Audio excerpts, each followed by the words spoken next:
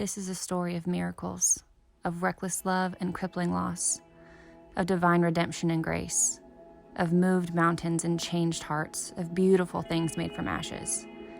Aiden Battle and Graham Banner, loved, wanted, chosen by God to be intricately woven into our family.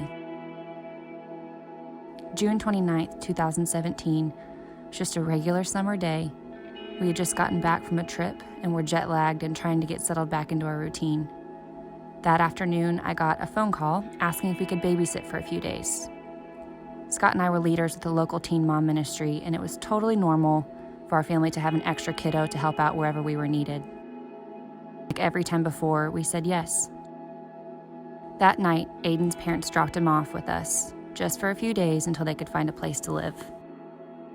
We had never met Aiden or his parents before, but we were grateful for the opportunity to help for a few days and love on this little guy with a smile that lit up his whole face.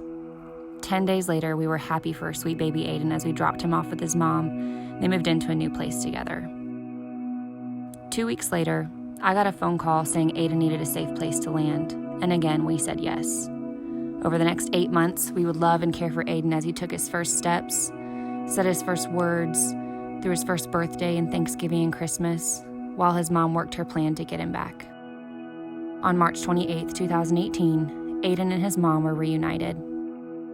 The hardest thing I've ever had to do is pack up his whole little life and fit it into a box and leave Aiden knowing we may not ever see him again. Over the next couple of months, we tried to figure out how to be a whole family of 5 again. We all grieved in our own ways, but most days it felt like someone had cut off one of our arms.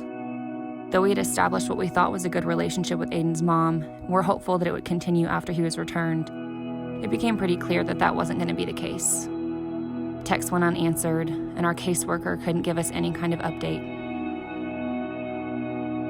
3 months went by, and on a trip to North Carolina, we were told that Aiden's baby brother had been born. I knew that Aiden had been through so much change over the last couple of months, and as the days went on, I felt the weight of yet another change for him.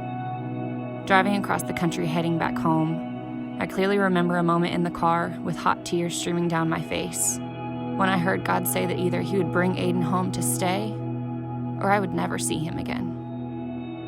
In that moment, all I wanted was to be at peace with either outcome because the weight of the grief I had been carrying was just too much for me to bear.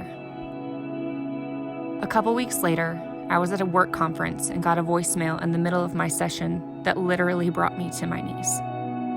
A doctor had seen my name and number on Aiden's file and wanted me to bring him in for further testing. In those moments, my deepest grief just weeks before, Aiden's world had been turned upside down, and he, along with his baby brother, had been brought back into care, separated, and hidden away from us. I immediately flew home, hired a lawyer, and got to work trying to find out what happened to our boy and his brother and bring them home.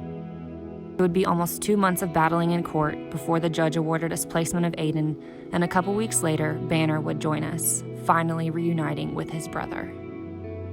While we were waiting for our hearing that would eventually bring the boys home, a friend sent me a sermon about Exodus 17 and the story of Moses and the Israelites fighting the battle with the Amalekites after a long, heavy season in the desert. I couldn't have known back then that it would perfectly illustrate the next year as we fought to bring the boys home, keep them safe, and eventually adopt them into our family. When the Lord came to Moses and told him that he would be the vessel that God would use to supernaturally free his chosen people from generational slavery and abuse, it was undeniable that God had been the one to miraculously set them free. When Moses then led them out into the desert, they had no food or water, but the Lord provided for them with manna every day, never too little, never more than they needed, so that they would continue to find their faith in the Lord and his continued provisions and promises. Then just as the Israelites think that their time in the desert is about to end, God tells them that they now have to fight a battle. Moses climbs up on a hill so that he can see the battle below him, and as long as he has his arms and his staff raised toward the heavens, his people are winning. But as Moses grows weary and lowers his arms, the Israelites are defeated. So Moses' friends Aaron and Hur take turns holding up his arms when he can't bear to lift them anymore, just as our friends and family have done for us over the last 2.5 years. In the end, the Israelites win and are finally free. Moses builds an altar that he names, "The Lord is my banner." God says in the very next verse that from this moment on, all generations will be changed.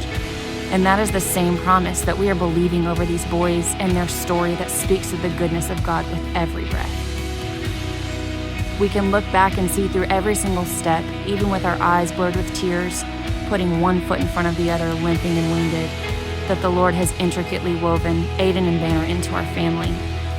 We have seen him leave the 99 to go after the one. We've witnessed miracles and mountains be moved that we were told were immovable.